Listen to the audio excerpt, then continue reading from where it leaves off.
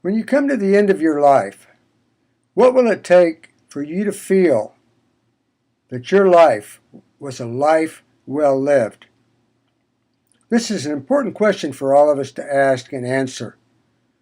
The hospice people who work with people up until the time of their death say that most people are not regretting what they have done, their failures and their mistakes and different things that they've done in life, so much as they are regretting what they have not done, the things that they wanted to do that they never really tried to do or worked towards or tried to make happen or took the risk to do.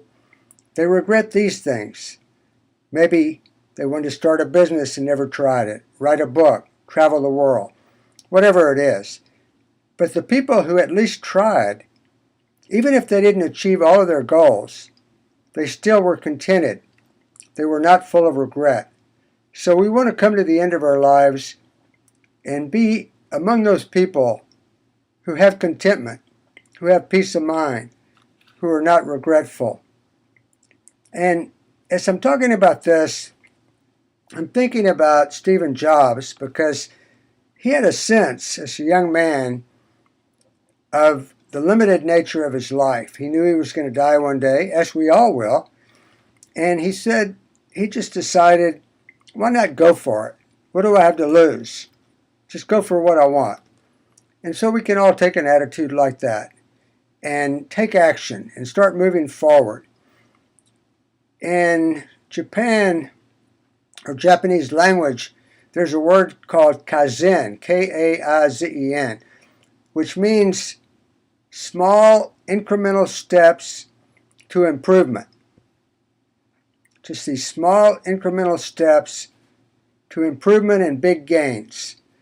Like a person who's trying to jump over a bar and wants to be a high jumper, they start small, they can't jump very high, but as the years pass with practice and work, they jump higher and higher and higher until they can jump much higher than they could when they started. And so a lot of things in life are like that. And that can be a metaphor actually for us to apply that principle to our own goals. When I was in high school, when I was about 17 years old, I was very small. I didn't weigh much. And then I got sick. And then I lost weight. And then I was very light and very weak. And after I got well, I decided to try to build myself up and start weightlifting. And I bought these weights, including a couple of little weights that were only 1/4 of a pound, so that when I added them to the bar, my weight went up by a half a pound. And I could probably bench press at the most at that time, maybe 60, 70 pounds. And I'd heard about these guys who could bench press 300 pounds. So I set that as a long-term goal for myself. And I started just trying to move up little by little. And what happened would be after 2 or 3 weeks, I would say to myself, come on, you ought to be able to go up a half a pound on your different lifts. And then I would do that. I just kind of pushed for that. And little by little, I started going up half a pound at a time.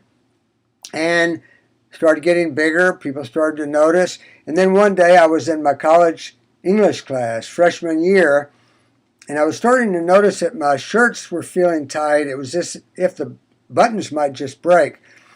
And all of a sudden I yawned and I just kind of stretched like that. And then I heard this rip all the way down the back of my shirt. The shirt just opened up wide. And I had to go to all my classes for the rest of the day with this big hole in my back and everybody looking at me. And I was feeling a little embarrassed about it. But on the other hand, I thought, wow, something is really happening. I'm literally bursting out of my clothes. I am getting results. I am making progress. And as we make progress towards our goals, that gives us an incentive to keep going.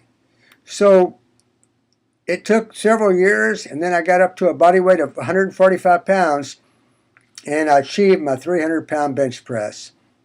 And this was a great revelation for me as a young man, because I realized that this could be applied to any goals that I have or anybody else's goals. We could use this principle and take these little steps, one at a time, that would eventually lead us to some big objective. And so the important thing is action. And I'm going to leave you now with the words of Goethe, who talked about the power of action. He said, the moment you definitely commit yourself, then providence moves too. All sorts of things begin to happen that otherwise would have never happened. A whole stream of events issues forth from your decision, raising in your favor all manner of unforeseen circumstances, meetings, and material assistance that you could have never expected, that you could have never dreamed of. And he says, whatever you do or whatever you dream you can do, begin it, because action has magic and genius and power in it. So all the best to you.